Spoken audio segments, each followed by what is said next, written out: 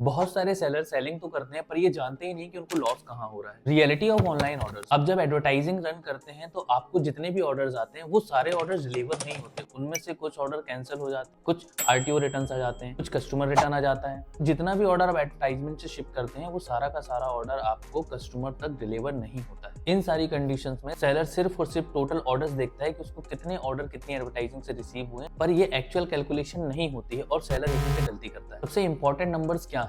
वो है total delivered order monthly. ना कि सिर्फ रेवेन्यू देख के आप ये अंदाजा लगा सकते हैं कि आपको कितना प्रॉफिट और कितना लॉस हुआ है, कितनी एडवर्टाइजमेंट आपने चलाई है। फॉर एग्जांपल मान लीजिए टोटल 1000 ऑर्डर आपको रिसीव हुए, इसमें से 130 ऑर्डर जो आपके हैं कस्टमर रिटर्न हो गए और 90 ऑर्डर्स आपके आरटीओ रिटर्न हो गए।